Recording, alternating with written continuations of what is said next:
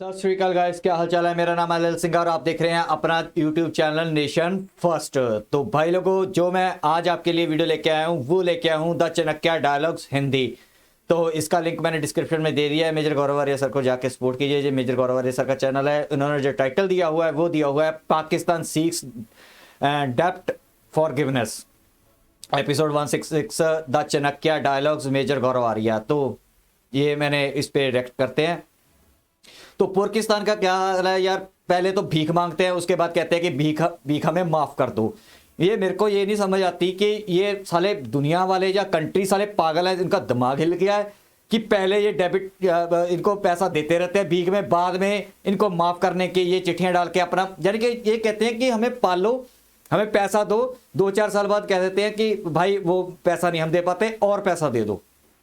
तो पता नहीं कैसे दुनिया चल रही है, दिमाग इनका हिल चुका है। अब तो मैंने ये भी सुनने को आया कि कई आपने चैनल्स में देखा होगा कि कई पोरकी जो मदरसा शाप जो यूट्यूब चैनल है, आलिया का हो गया। आलिया तो बहुत बोलती है, और आलिया और ये अपनी क्या नाम है उसका दूसरा जो है लड़की, क्या कहते हैं, आरजू काजमी, ये तो बहुत बोलते हैं कि इंडिया हमें गंदम क्यों नहीं भेजता, इंडिया हमें यहाँ क्यों नहीं बुलाता, इंडिया हमें क्यों नहीं देता। सालो हरामियों, तुम इंडिया को गालियां निकालो, इंडिया के लोगों को नफरत करो और फिर हमारे से भीख मांगो। है आलिया बड़ी भौंकती है कि मेरे को हमें क्यों नहीं गंदम देता। क्यों भाई, तुम्हें क्यों गंदम दे।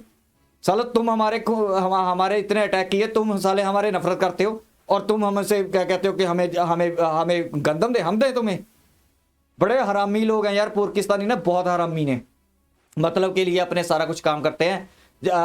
अब देखो इनको ना जो 10 मिलियन का जो इनको भीख मिली है अब, ठीक है, यूएन में जाके सऊदीया से ले ली, इससे ले ली। चलो सऊदीया तो छोड़ो, या अरब कंट्री तो छोड़ो, चाइना ने भी भीख दी है, ठीक है, फ्रांस ने दी, इंग्लैंड ने दी, अमेरिका, ये सारी काफिर कंट्रियां, और इनको सबसे ज्यादा गालियां निकालते हैं। इतने हराम के पिल्ले हैं पुरकी। अब भीख लेने में इनको काफिर नहीं नजर आते, जहां इनको गले नहीं काटने होते उनके, साले वहां से भीख मांगने के लिए जब पैसा मिलता है तो उनके तलवे चाटते हैं जाके। जब उनको फिर ये पोर की गालियां निकालते हैं, साला पैसा उनका खाते हैं, खा पी के डकार मारते हैं और उसके बाद कहते हैं कि माफ भी कर दो। अब मेरे को ये नहीं समझ आती इंडिया को ये क्यों नहीं बोलता, जो अपना एशिया डेवलपमेंट बैंक है, ठीक है, उसमें इंडिया फंड्स देता है, और आईएमएफ को भी इंडिया फंड करता है कि जो ऐसे कंट्रीज होती हैं कि जिनमें डिजास्टर होता है, क्या कहते हैं, डिफॉल्ट होने की कगार पे होती है, उसको वर्ल्ड बैंक में भी इंडिया का योगदान है, ठीक है। तो मेरे को ये नहीं समझ आती कि इंडियन गवर्नमेंट बैक एंड पे इनको क्यों नहीं बोलती भाई माफ नहीं करना, इनको दे दिया चलो, क्योंकि बड़ी ह्यूमन के कहते हैं व्यस्त गाने गाता है, चलो दे दिया। माफ करने का क्या मतलब हुआ। ऐसा तो साले हमेशा लेते रहेंगे, माफ कर दो, लेते रहे, माफ कर दो। 2001 में भी पुरखियों को माफ किया था। आप न्यूज निकाल के देख लेना पुरानी, 2001 में भी पाकिस्तान को सारे का सारा जो डेबिट इन्होंने लिया होता, जब भीख ली हुई थी, सबकी सब माफ करवाई थी इन्होंने। और आज ठीक है 12 साल बाद फिर वही बात कर रहे हैं कि जितना 12 साल में हमने खा लिया, देश चला लिया, अब जो लिया है उसको भूल जाओ। ये दुनिया को समझ नहीं आती। और जैसे हम कहते हैं कि हमारा टैक्स पेयर है, इंडिया गवर्नमेंट है, जब लगाती है तो हम देखते हैं कि कहाँ पे इंडिया गवर्नमेंट गा रही है कि पाकिस्तान को देगी, तो हमारा टैक्स पेयर का पैसा उनको क्यों दे रहा है, ठीक है, हम बोलते हैं। तो ऐसे ही हमारा टैक्स पेयर का पैसा एक कंट्री आईएमएफ को डोनेट कर देता है, फंड देता है, या फिर आईडीबी को फंड देता है, या फिर वर्ल्ड बैंक को फंड देता है, या किसी भी इदारे को फंड देता है कि किसी और गरीब देश की मदद करो, ठीक है। तो उसमें इंडिया को पूछना चाहिए कि यार हमारे जो 140 करोड़ बंदे हैं, हमने उसका साला खून पसीने की कमाई के जो हम लेते हैं, उनसे टैक्स लेते हैं, वो टैक्स का पैसा हम अपने आप को देते हैं कि चलो ठीक है किसी देश की हेल्प करो। तो अब वो तुमने चलो दे दिया, हम तो चाहते नहीं पाकिस्तान को कोई दे, अब वो पैसा तुम लोग माफ क्यों कर रहे हो, ये इंडिया को बोलना चाहिए। चलिए खैर बात लंबी हो रही है, वीडियो देखते हैं मिलके। 5 मिनट में बोल लिया, काफी बोल लिया, तो वीडियो के एंड में ही तबसरा करेंगे। शायद मेजर गौरव सर कितने टॉपिक लेके आ रहे हैं वो मेरे को नहीं पता, हम देखते हैं मिलके।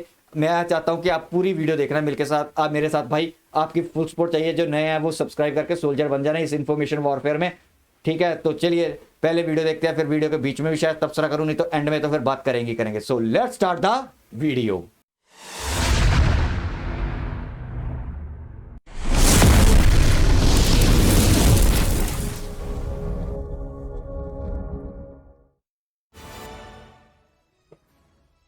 जय हिंद दोस्तों, मैं हूं मेजर गौरवारी और आप देख रहे हैं तो चाणक्य डायलॉग्स।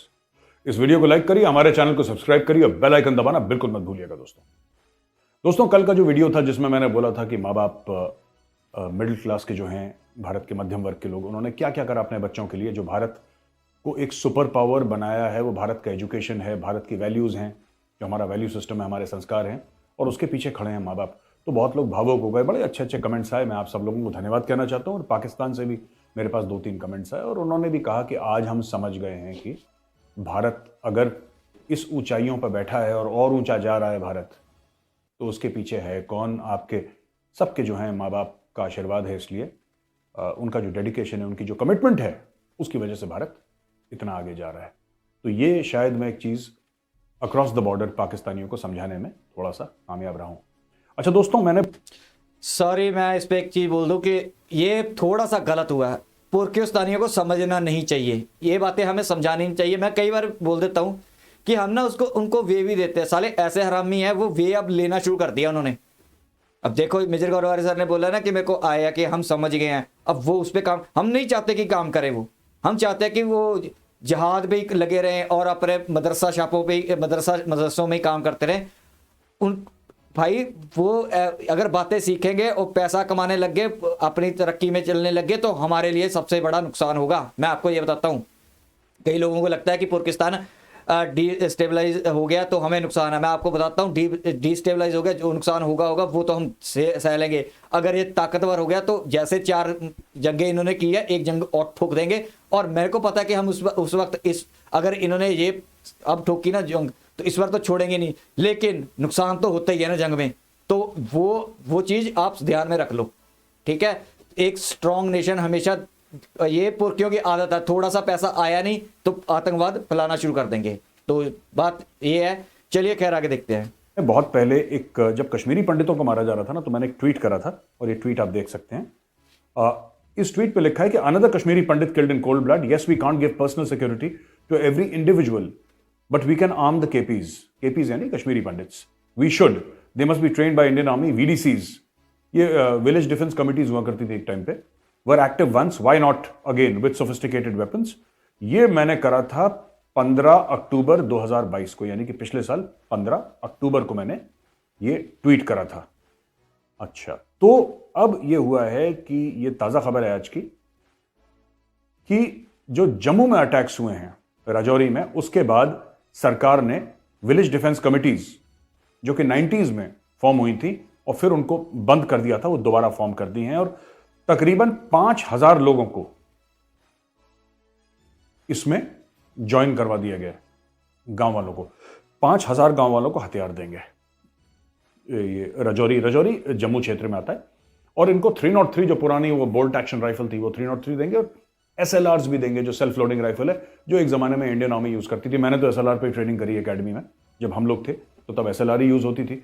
और आज इंसास होती है, इंसास से तो खैर अच्छा ही हथियार है SLR, लेकिन you know when your enemy is using AK-47 और आप 303 से उसका जवाब देंगे, SLR से देंगे, तो हो नहीं पाएगा। इंडियन आर्मी को शुरू में यही प्रॉब्लम हुई थी जब ऑपरेशन पवन के लिए गए थे ना श्रीलंका में, जब LTT से लड़ाई हो रही थी। तब LTT से लड़ाई होती हो तो यही हुआ कि हमारे पास SLR थी जो एक समय पे एक ट्रिगर दबाने से एक गोली निकलती है, right? You fire once, 1 bullet comes out. वहां पे तो एक बार निकाल के 30 की 30 निकलती थी। So we found it very difficult. फिर धीरे धीरे हमने मैनेज करा, कुछ LTTs को मारा, उनके वेपन लिए, फिर और मंगवाए बाहर से, इस तरीके से मैनेज करा। कश्मीर घाटी में तो लगभग सभी के पास AK-47 है जो ऑपरेट कर रहे हैं। नए नए हथियार इंडिया में आ रहे हैं, बड़ी तेजी से आ रहे हैं। लेकिन ये जो विलेज डिफेंस कमिटीज है ना दोस्तों, ये तो जम्मू में खुल गई है, अभी इनको कश्मीर में भी करना पड़ेगा। तो ये बहुत जरूरी है कि इनको सोफिस्टिकेटेड वेपन्स दें। ये 303 के बस का। हाँ, 303 का ये है कि एक बार 303 की गोली लग गई किसी को, फिर वो सीधा ऊपर जाएगा फिर। लेकिन आप एक गोली चला रहे हैं और तब तक 30 आ रही हैं आपकी ओर, तो ये कोई लड़ाई नहीं है, तो फिर वो मरने का सामान है। तो मैं यही रिक्वेस्ट करूंगा, सरकार से दरखास्त करूंगा मैं, कि मैं ये नहीं कह रहा कि मेरे कहने पे, मेरे वीडियो के बाद या मेरे ट्वीट के बाद आप लोगों ने ऐसा करा, मैं बिल्कुल नहीं कह रहा है, पर मैं सिर्फ ये कहने की कोशिश कर रहा हूं कि आपने अच्छा करा, एक चीज को रिवाइव करा। ये जम्मू में करा है, इसको कश्मीर में भी करिए। कश्मीरी पंडितों के हाथ में AK-47 दीजिए, क्योंकि AK-47 का मुकाबला AK-47 नहीं कर सकती। आप 303 से या SLR से उसका मुकाबला नहीं कर सकते। ये करना पड़ेगा, you have to bite the bullet. अच्छा ठीक है, तो मैं भी यही बात करता था। मेजर गौरव सर ने कई वीडियो में भी यही बात बोली है, ट्वीट तो मैंने भी देखा था, लेकिन मेजर गौरव सर ने पहले ही बोला था कि आप देखो ना, किसी निहत्थे बंदे को अब सामने अगर बंदा आ जाए, ठीक है, तो वो निहत्था बंदा है तो वो कुछ नहीं कर पाएगा, तो वो मरेगा मरेगा। इसमें मैं बात एक ऐड कर दूं कि इस बात को ना ज़्यादा भी हमने करना नहीं चाहिए। जो है उसको लाइसेंस के तौर पे ही उनको देना चाहिए कि लाइसेंस है, आपको लाइसेंस जरूर बांटना चाहिए। चलिए खैर, वो गवर्नमेंट कर रही होगी, लेकिन बहुत अच्छी बात की है। अब देखो आप, जैसे ये अब मार रहे हैं, ठीक है, सूअर के पिल्ले जो हिंदू भाइयों को मार रहे हैं, ये बढ़ेगा, ये और बढ़ेगा ऐसा काम मारने का। हिंदुओं को ज़्यादातर वहाँ पे टारगेट किया जाएगा, और पाकिस्तान अब चाहता है कि हिंदू मुसलमानों को मत मारना। मैं आपको एक बात बताता हूँ, पहले क्या होता था, जब ये सूअर पाकिस्तान से आते थे तो ये बीच में मुसलमानों को भी ठोक देते थे, ठीक है। तो इनको लगा कि अब तो ये ऐसे तो यार हमारे खिलाफ होते जाएंगे मुसलमान, कि आप हमारे को भी ठोक रहे हो। अब इन्होंने पैंतरा चेंज कर लिया, अब इन्होंने ये कर लिया है कि सिर्फ हिंदुओं को टारगेट करना, सिर्फ हिंदुओं को, और किसी को टारगेट मत करना, ठीक है। तो ये बहुत अच्छी बात की है गवर्नमेंट ने कि अब जो दिया ये कश्मीरी पंडित वहाँ पे जो रहते हैं, ठीक है, स्पेशली जो हिंदू या सिख हैं, सिख को भी देना चाहिए, लेकिन सिख को कम टारगेट करते हैं पाकिस्तानी, लेकिन हिंदुओं को तो बहुत करते हैं, ठीक है। 90% तो ये हिंदुओं को ही टारगेट करते हैं, और ये करेंगे। और इनके अगर इन्होंने टारगेट किया जा, लड़ाई होती है इनके बीच में, अपने पंडित को मारने की कोशिश करते हैं और पंडित भी गोली चलाते हैं, तो जो हिंदू हैं उन पे ऊपर कोई केस नहीं होना चाहिए। ये बात का गवर्नमेंट को ध्यान रखना चाहिए। हाँ, बस उनको ये समझाना है कि भाई कहीं गलत इस्तेमाल मत करना। हाँ, आतंकवादी आया तो ठोक दो, ये मेरी सलाह है। बाकी बहुत वेल डन। हमें अब ऐसे ही बहादुरी से लड़ना पड़ेगा, वरना ये जीने नहीं देंगे, पोरकी जीने नहीं देंगे। ये पहली चीज थी जो आई थी, मैंने बोला कि मैं आप लोगों को बताऊं, ये अच्छी खबर है, खुशखबरी है कि we are arming the civilians now, और विलेज डिफेंस कमिटीज जो हैं वो वापस बन रही हैं। अच्छा, अभी पाकिस्तान की जो बिजनेस काउंसिल है, जो जिसमें सारे बिजनेसमैन हैं, इंडस्ट्रियलिस्ट हैं, उसने तो ये बोल दिया है अपनी सरकार को कि बॉस आप सीधा सीधा ना डेट फॉरगिवनेस की बात करो। ये डेट फॉरगिवनेस है क्या दोस्तों? डेट फॉरगिवनेस ये है कि जो आपको कर्ज दिया है, आपको बैंक्स ने कर्ज दिया हो, आपको किसी देश ने कर्ज दिया हो, या आईएमएफ जैसे ऑर्गेनाइजेशंस ने आपको कर्ज दिया हो, वर्ल्ड बैंक ने, एशियन डेवलपमेंट बैंक ने, जिसने भी आपको कर्ज दिया हो, राइट, आप उनके सामने हाथ जोड़ दो, बोलो कि बॉस हमारे बस का नहीं है, ये वापस कर, हम वापस कर ही नहीं सकते, थैंक यू, हम देंगे ही नहीं वापस, आप माफ कर दो हमें। फॉरगिवनेस यानी कि माफी मांगना, आप माफ कर दो, आप बोलो डेट फॉरगिवनेस, जाओ। अब पाकिस्तान इस नहज पे आ गया है कि डेट फॉरगिवनेस की बात कर रहा है पाकिस्तान। अब ये देखिए खबर क्या कहती है कि in its detailed proposals for improving the country's external and fiscal accounts, the advocacy body of Pakistan's largest private sector businesses said Islamabad should obtain professional advice from sovereign debt advisors on restructuring and extending the debt payment terms as well as the cost of servicing it। यानी कि देखो, वो कह रहे हैं कि आप expert से राय लीजिए पहले। जो आपने कर्ज लिया है, मैं आपको आसान शब्दों में बताता हूं, जो आपने कर्ज लिया है वो भाई उसका आपको ईएमआई देना पड़ेगा, जैसे आप और हम लेते हैं। किसी को 2 व्हीलर खरीदना है, कार खरीदनी है, घर खरीदना है, पर्सनल लोन लेते हैं, तो आप ईएमआई देते हो ना, तो उसी तरीके से देश भी ईएमआई देता है। अब देश जो ईएमआई दे रहा है, कह रहा हूं हम ईएमआई अफोर्ड नहीं कर सकते, हमें ईएमआई पे करने के लिए दोबारा कर्ज लेना पड़ रहा है। और पाकिस्तान इस लूप में घुस गया है कि कर्ज के ऊपर जो ब्याज है उसको देने के लिए भी कर्ज, और इस चक्रव्यूह से कोई बाहर निकलने का रास्ता है नहीं। तो इसलिए वो कह रहे हैं डेट फॉरगिवनेस की बात करो यार, जो बस खत्म करो, अब हम दे ही नहीं सकते तुम्हें। इस नहज पे पाकिस्तान आ गया है कि साफ मना करे, जी हम दे ही नहीं सकते, भागो यहां से। अच्छा, स्टेट बैंक ऑफ पाकिस्तान से एक और जबरदस्त खबर आई है। अच्छा, आगे की खबर आगे जाने से पहले, मैंने वैसे इस पे पहले 3-4 मिनट बात कर ली है, लेकिन फिर भी मैं एक बात कहना चाहता हूं। आप देखो, मैंने 2001 में बोला, आज ये करवाएंगे ना तो दुनिया ये अगर कर देगी तो ये आज से 10-15 साल फिर कर्जा लेते रहेंगे, उसके बाद फिर बोलेंगे कि हमारा कर्जा माफ कर दो। चाइना कभी कर्जा माफ नहीं करता। चाइना ने ना करना है ना करेगा, देख लेना, आप मेरी बात याद रख लेना। चाइना ये कर सकता है कि 1 साल नहीं, चलो अगले साल दे देना, आपको 1 साल की मोहलत दे देगा, लेकिन ये एशियन डेवलपमेंट बैंक हो गया, ये IMF हो गया, ये वर्ल्ड बैंक हो गया, या कोई भी अदारा हो गया जो वेस्टर्न का है, ये साले माफ कर देते हैं। इन्होंने 2001 में माफ करवाया था। तो इनको समझ नहीं आती, इनका दिमाग भेजा पता नहीं क्या हो गया। अपने टैक्स पेयर के पैसों से मैं ये सोचता हूं दुनिया अपने टैक्स पेयर के पैसों से जो देश है साले पाकिस्तान को पाल रहे हैं। समझ नहीं आती कि यार क्या इनका इनका साला जवाई बन गया है ये तो दुनिया का जवाई है जो इनको पाल रहे हैं बैठ के। समझ नहीं आती, पता नहीं क्या है। बाकी पता नहीं कब समझ आएगी साले दुनिया को। साला अपने तो होते नहीं है पाकिस्तान को पाल। ये लिटरली दुनिया में ऐसा देश है जिसको पाला जा रहा है, जिसके जिनके जहालत, जिनका जो सपोर्ट करते हैं टेररिस्ट को, उनको पाला जा रहा है स्पेशली इस दुनिया में गंद मचाने के लिए। ये पता नहीं वेस्ट को कब समझ आएगी। जबरदस्त इन द सेंस की दुखदाई खबर है पाकिस्तानियों के लिए कि पाकिस्तान के जो फॉरेन एक्सचेंज रिजर्व्स हैं ये 4.5 बिलियन हो गए हैं सिर्फ। दुखदाई क्या की है? 10-15 दिन पहले 6.2 बिलियन थे, 4.5 हो गए हैं। और अब पाकिस्तान के पास सिर्फ 2 या 3 हफ्ते का इंपोर्ट का पैसा रह गया है। और पाकिस्तान बहुत बुरी तरीके से लगा हुआ है कोशिश करने में। मैं थोड़ा सा ना तफसील से आपको बताना चाहता हूं, डिटेल में जाना चाहता हूं इसमें। इसके कारण क्या है? अब पाकिस्तान के पास पैसे नहीं है। अब पाकिस्तान जा रहा है, उनके आर्मी चीफ गए सऊदी अरेबिया, ठीक है, जनरल आसिम मुनीर साहब सऊदी अरेबिया चले गए, कोई चाइना जा रहा है, कोई फ्लाइट पकड़ के यहां जा रहा है, पैसे दे दो पैसे दे दो। अब लोग भी क्या है, ऊब गए हैं पाकिस्तानियों से। कहते हैं यार तुम डेली खड़े हो जाते हो दरवाजे पे घंटी मार रहे, दस्तक देते हो, जरा कुछ दे दो कुछ दे दो यार। अब भी दिया था, फिर आ गए। और तुम्हारे हालात क्या ठीक होंगे? तुम्हारा रोड मैप क्या है अपने हालात ठीक करने का? तुम बताओ ना। ठीक है, तुमने बोला कि 5 अरब, हमने तुम्हें 5 अरब दे दिया, माना कि दे दिए, अगली बार से क्या करोगे तुम? ये तो हमें जरा समझाओ। अब इशू पाकिस्तान के साथ ये है कि सऊदी अरब को कुछ कह नहीं पाता, और यही चीज अगर IMF बोल दे या अमेरिका बोल दे तो इस्लाम खतरे में आ जाता है। फिर गालियां निकालते हैं, लिटरली गालियां निकालते हैं पाकिस्तानी। और वेस्ट को ये समझ नहीं आता, उनके दिमाग में, वेस्ट के दिमाग में भी एक कोने में ना, मैं आपको बता देता हूं, इंडिया को काउंटर करने के लिए ये वेस्ट भी ऐसे ही करता है कि चलो कोई बात नहीं, हमें गालियां निकालता है, पैसे देते रहो, एक बफर जोन बन के रहेगी इंडिया पे लीवरेज रखने के लिए। ये वेस्ट का प्राइम फंडा है इंडिया को कंट्रोल करने का। उसके अलावा वेस्ट के पास कोई ऐसा फंडा नहीं है कि इंडिया को कंट्रोल कर ले। ठीक है, अब जैसे इंडिया जवाब देता है ना, जब करता है, तो वो इंडिया के ऊपर थोड़ी सी लीवरेज, उसका कांटा खींचने के लिए या उसको दबाने के लिए ये पाकिस्तान का साथ देता है। ये दिमाग में आप भी बैठा लो। फिर आप इस्लामोफोबिया की बात करते हैं कि साहब हम मुसलमान मुल्क हैं इसलिए हमें ऐसे कर रहे हो, डिस्क्रिमिनेट कर रहे हो, ये फिर वो विक्टिम कार्ड प्ले करना शुरू कर देता है, जिसमें पाकिस्तानी एक्सपर्ट है। अगर किसी एक इवेंट में टेररिज्म के अलावा गोल्ड मेडलिस्ट है पाकिस्तानियों का, तो विक्टिम कार्ड पे। तो दोस्तों विक्टिम कार्ड खेल देते हैं फिर पाकिस्तानी। ये नहीं बताते कि हम आगे कैसे मैनेज करेंगे।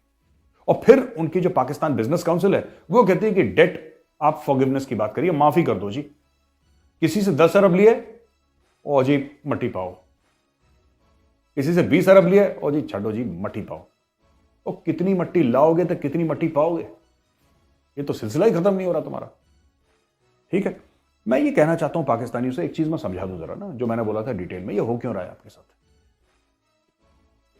इसके बहुत रीजंस हैं, और इसका जो सबसे बड़ा कारण है, सबसे बड़ी जो वजह है इसकी, ये आपका कश्मीर ऑब्सेशन है। मैं खुल के आज आपको 2-3 बातें बताता हूं, और मुझे नहीं लगता कि कोई भारतीय, खासतौर से फौजी रिटायर्ड, आपको ये सब चीजें बोलेगा।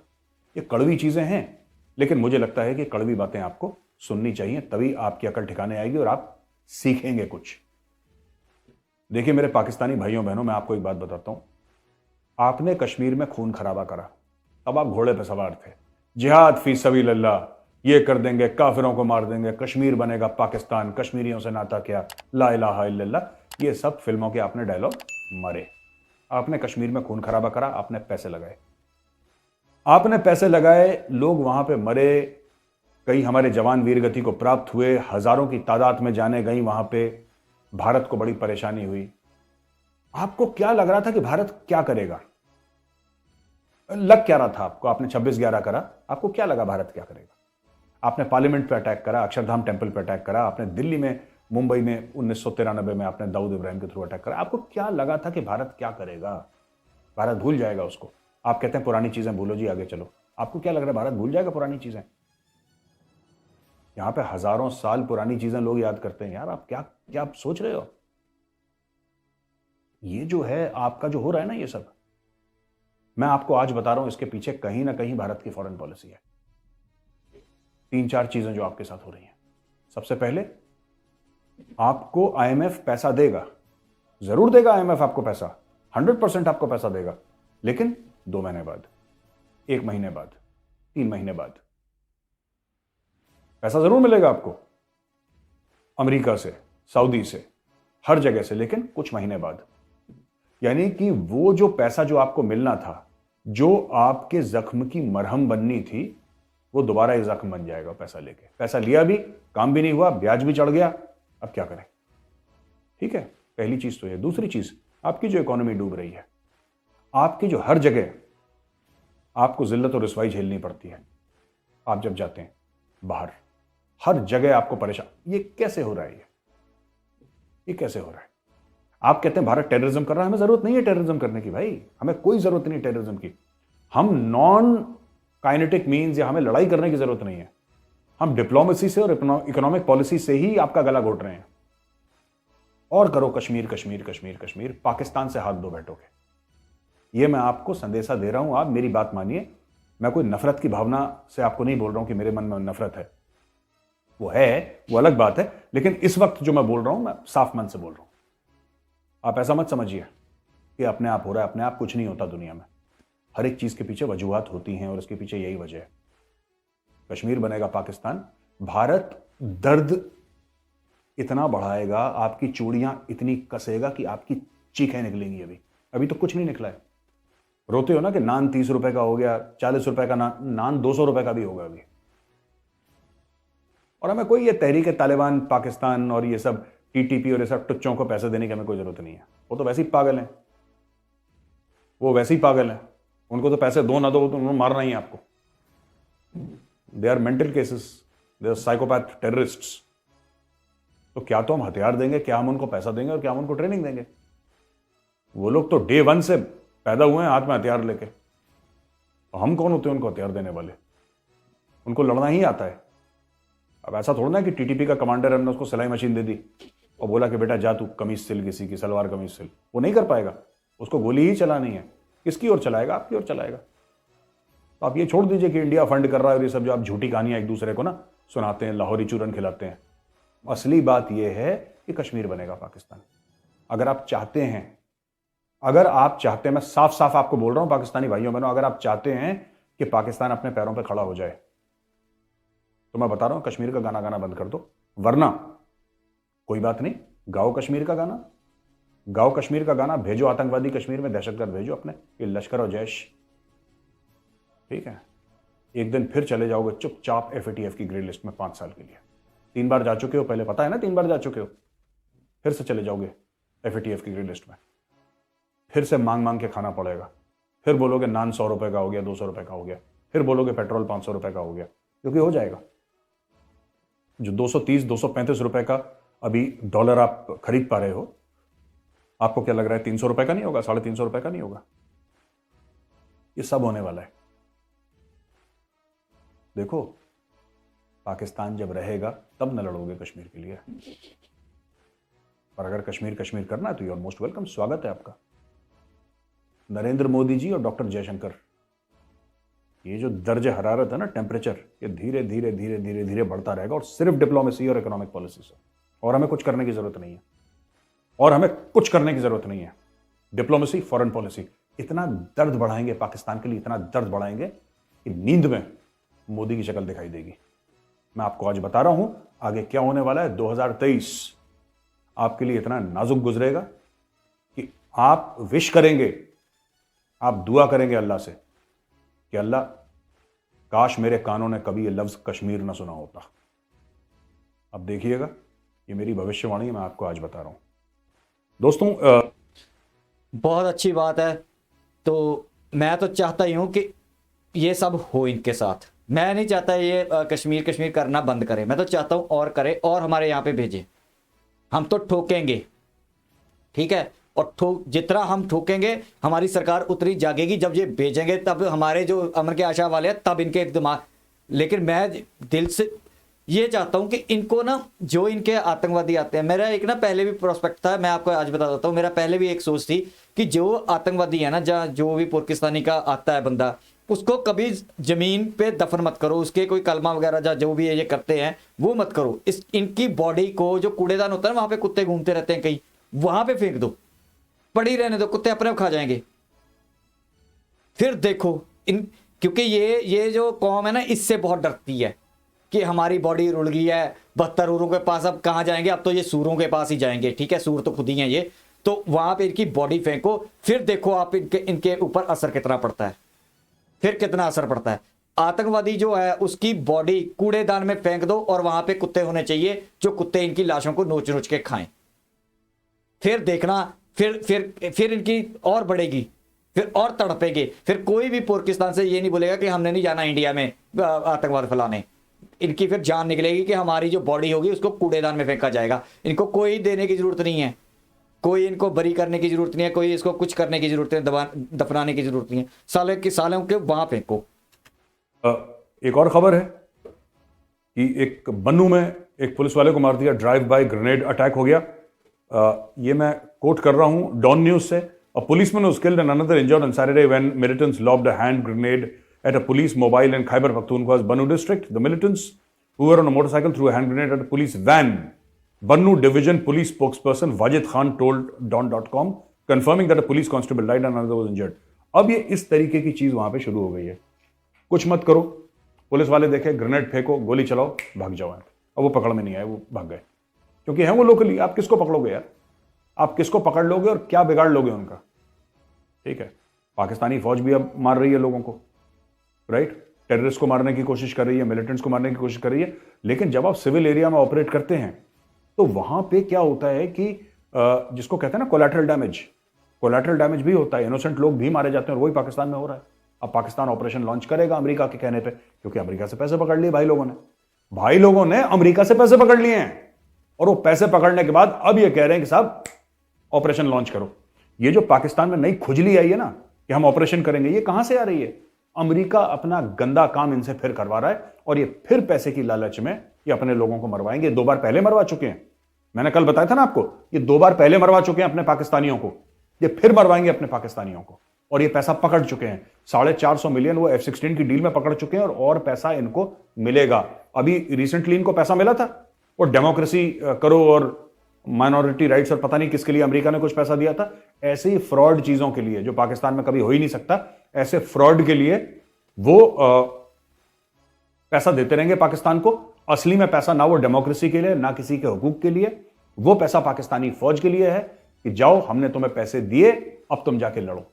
और पाकिस्तानी फौज के जर्नल वो पैसा लंदन भेजेंगे, दुबई भेजेंगे, अपने महल बनाएंगे और अपनी फौज को झोंक देंगे अफगानिस्तान में लड़ने के लिए, या बॉर्डर एरियाज में लड़ने के लिए। होने वाला है 2023 में होगा। मेजर गौरव आर्या की भविष्यवाणियां देख लेना दोस्तों। ये मैं फुल सपोर्ट करता हूं कि ये अमेरिका को और इसको पाकिस्तानी फौज को ठोको सालों, और ठोको। मैंने एक बार पहले बोला था ना कि जब जितना ये ठोकेंगे ना, अपने बंदों को ठोकेंगे, उतने इनके खिलाफ होंगे। मजा आएगा। सांप के मुंह में चुकंदर ना निगली जाएगी ना उगली जाएगी, ये फंस चुके हैं।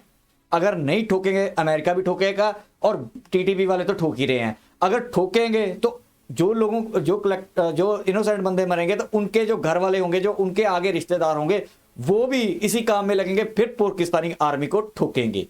तो जैसे आपने देखा था ना, वो अपने एरिया में बम गिरा रहे हैं। मैंने जो डिफेंसिव डिफेंस की वीडियो देखी थी, उसमें आपको वीडियो दिखाई थी, अपने एरिया में ये बम गिरा रहे हैं, और झूठ बोल रहे हैं कि इनकी गवर्नमेंट झूठ बोल रही है कि हमने कोई बम नहीं गिराया, कोई कुछ नहीं किया। ये अपने लोगों पे गिरेंगे। जिस दिन इनका एक भी बम अफगानिस्तान में जाके गिर गया ना, एक भी बम, अभी तो ये अपने एरिया में फेंक रहे हैं, जिस दिन एक भी बम इन्होंने अफगानिस्तान में गिरा दिया, उस दिन तालिबान भी बंदे भेजेगा और इनको और ठोकेगा। ये याद रखना मेरी बात। मैं तो चाहता हूं कि ऐसा ही हो इनके साथ। मेरी विश है कि पाकिस्तानियों को अमेरिका और पैसा दे, ये बिके, अपनी माँ बहने बेचे, ठीक है। उसके बाद अमेरिका बोले कि तुम ठोको, ये और ठोकेंगे, ठीक है। तो ये कहते हैं ना कि इंडिया स्टेबल नहीं होने देता, और तुम खुद ही हराम के पिल्ले हो, तुम खुद ही नहीं स्टेबल होगे। तुम ऐसी जगह पे हो, आगे कुआं पीछे खाई है तुम्हारे पोर्कियों के लिए। तो मजा आ गया। और करो ऐसे काम। डीआरडीओ की यंग साइंटिस्ट लेबोरेटरी है और एक बड़ी वहां से अजीबोगरीब खबर आई है यंग साइंटिस्ट लेबोरेटरी से, जो कि मैं सोचता हूं कि इंसान का दिमाग यार कैसे काम करता है, डीआरडीओ वाला क्या इनका दिमाग है। इन्होंने ये बोला है कि यंग साइंटिस्ट लेबोरेटरी है डीआरडीओ की, इसने रैट साइबॉर्ग्स बनाए हैं। साइबॉर्ग्स जनरली आपने मूवीज में देखा होगा ना, वो जब दिखाते हैं वो टर्मिनेटर में दिखाते हैं आधा ह्यूमन है आधा वो मशीन है, उसके दिमाग में कंप्यूटर है। आर्नोल्ड श्वार्ज़नेगर का आपने वो मूवी देखी होगी साइबॉर्ग इस टाइप के, वो टर्मिनेटर मूवी। और सो उस तरीके के इन्होंने चूहों पे एक्सपेरिमेंट करी और एक्सपेरिमेंट कामयाब हो गई है। यानी कि जो चूहे हैं, चूहे के दिमाग में चिप होगा, चूहे के दिमाग में चिप डाल रहे हैं ये लोग, और ये कर चुके हैं ये लोग, by the way they have done it. और चूहे के ऊपर एक छोटा सा कैमरा होगा और इस चूहे को ये भेजेंगे, ये खोजी चूहा है, ये जाके ढूंढेगा और इसको चूहे के ब्रेन को कंट्रोल। देखिए चूहे के ऊपर छोटा सा कैमरा लगा दिया और चूहा चला गया, ये तो it's a very easy thing. ये तो मतलब कोई भी लेबोरेटरी में कर सकता है कि कैमरा फिट करना है तो बांध दिया और चूहे को भगा दिया, लेकिन चूहा जाएगा कहां पे?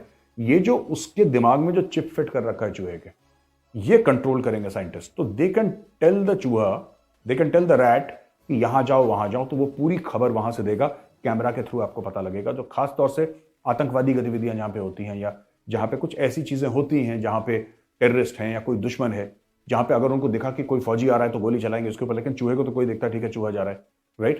तो ये उन्होंने सक्सेसफुली कर दिया है। अब ये फौज में इंडक्ट होंगे cyborg rats, half animal half machine, computer chip और चूहों के थ्रू। हो सकता है कल किसी और जानवर के थ्रू करवाएं, लेकिन रैट्स पे इन्होंने सक्सेसफुली कर दिया है डीआरडीओ वालों ने। तो दोस्तों आज का वीडियो देखने के लिए बहुत बहुत धन्यवाद। इस वीडियो को लाइक करिए, हमारे चैनल को सब्सक्राइब करिए, बेल आइकन दबाना बिल्कुल मत भूलिएगा। जय हिंद, वंदे मातरम। तो भाई लोगों यहाँ पे होगी वीडियो खत्म। आप लोगों ने देखा, तो बाकी बातें मैंने सारी वीडियो के बीच में कर लिया। लास्ट जो साइबॉर्ग अपना रैट का है उसके बारे में बात कर लेते हैं। तो बहुत अच्छा, वेल डन, आप बहुत ज़्यादा मुबारक हो कि आपने चूहे के दिमाग को कंट्रोल कर लिया है। तो कल को ये हमारी टेक्नोलॉजी आगे भी काम आएगी जब हम ह्यूमन के ब्रेन को भी कंट्रोल कर लेंगे। लेकिन मेरी एक आइडिया है, वैसे बैठा बैठा मैं सोच रहा था, जब मेजर गौरवारी, आपने तो खबर सुनी होगी, ये अपने प्रशांत धवन सर ने भी दी है। मेरे दिमाग में ना बैठे बैठे ऐसे ही अभी अब जब बात हो रही थी तो मैं सोच रहा था कि यार कैमरा माथे पे लगाने की बजाय ना, रैट का जो एक आंख होती है, दो आंखें होती है ना, एक आंख में कैमरा लगना चाहिए ताकि वो कैमरा जो ऊपर शो हो रहा है वो भी शो ना हो। वो अभी तो मोबाइल में देखो आप कैसे कैसे कैमरे, छोटा सा कैमरा होता है, उसका छोटा सा लेंस होता है, ठीक है, वो ऐसा लेंस चूहे के एक आंख में लगाया जा सकता है। तो मेरा तो वैसे ही आइडिया है, मैं कोई साइंटिस्ट नहीं हूं, लेकिन हो सकता है कि वो ऐसा काम कर रहे हो, इसमें भी सक्सेसफुल हो जाए। लेकिन एक आंख ऐसे रखो, एक आंख में कैमरा लगना चाहिए। तो उससे क्या होगा कि जो दुश्मन है जब वो रैट को जाते हुए भी देखेगा तो उसको ये नहीं पता लगेगा, क्योंकि अभी तो उसके ऊपर लगा होगा, तो उसको पता चल जाएगा कि ये कैमरे वाला रैट है, ठीक है। लेकिन उसकी अगर आंख में ही होगा, आंख को सेट करके कैमरे की जगह लगा दिया जाए, आंख की जगह कैमरा लगा दिया जाए, छोटा सा अंदर से उसके जो लेंस होता है, तो उसमें पता नहीं चलेगा। तो ऐसा भी मेरी सजेशन है, बाकी पता नहीं है, सजेशन तो आइडिया आ गया, वैसे बैठा बैठा खुराफाती दिमाग है, तो मैंने सोचा कि आप लोगों के साथ भी मैं शेयर कर लूं। ये ऐसा हो जाए तो ये बिल्कुल ही एक स्टेट ऑफ द आर्ट चीज बन जाएगी चूहा। अच्छा, एक काम और हो सकता है, जाते जाते मैं एक और बात कर लेता हूं।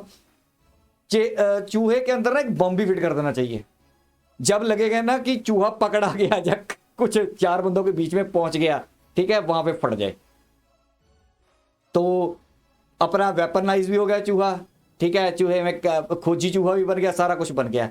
तो मेरे को एक और हंसी वाली चीज आ रही है यार, मैं ये सोचता हूं अगर लाखों चूहे ऐसे बना ले बम वाले और ऐसे कैमरे लगा दिए, और हम अगर पाकिस्तान की तरफ छोड़ दें, लाहौर की तरफ, सोचो साले चूहे वहां गए, इनकी मार्केट में घुसे, इनकी दुकानों में घुसे, वहां यहां पे बैठे रिमोट से बम से उड़ा दिए सारे के सारे, सालों को पता भी नहीं चलेगा कि ये हमला कैसे हो गया।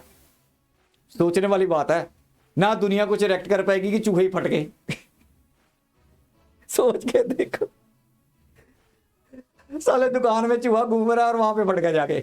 और नहीं, चलो दुकान में, चलो इनोसेंट आप बड़े आ जाएंगे मेरे पास कहने वाले ह्यूमन है मैंने, चलो छोड़ो। मैं कहता हूँ कि साले इनके कंटोनमेंट में चले गए फौजियों के, ठीक है, जहाँ जो टेररिस्ट हैं तो यार चूहे सर्जिकल स्ट्राइक करने चले गए, ये सोचो। हमारे फौजी तो गए नहीं, चूहों को भेज दिया कि तुम जाके सर्जिकल स्ट्राइक करके ले आओ। इनके पास गन भी नहीं है, कुछ भी नहीं है, एक बॉम्ब लगा हुआ है अंदर, और ये चूहे गए, 1000-2000 चूहे भेजे, और इनके जो टेररिस्ट के कैंप है ना, जो जीबीपीओके में लगा रखे हैं, वहां जाके फट गए। पोरकियों को तो ये नहीं समझ ना, साला ये चूहे कैसे फट गए और हमारे ये कैसे उड़ गए। और ये बहुत अच्छी है, मैं चाहता हूं कि इस पे और डेवलपमेंट हो। जो मेरी सजेशन है, अगर कोई छोटा मोटा साइंटिस्ट भी सुन रहा हो, वो आगे बड़े साइंटिस्ट को बताए कि इसकी आंख में लगाओ कैमरा, और इसको एक चीज और करो कि इसके अंदर एक बॉम्ब फिट कर दो, इसके अंदर ही, चूहे के अंदर, जिसकी इतनी हो कि 3-4 बंदों को लेके तो उड़ जाए, कम से कम एक बंदे को तो एक चूहा लेके उड़ जाए ना, तो बड़ा मजेदार हो जाएगा।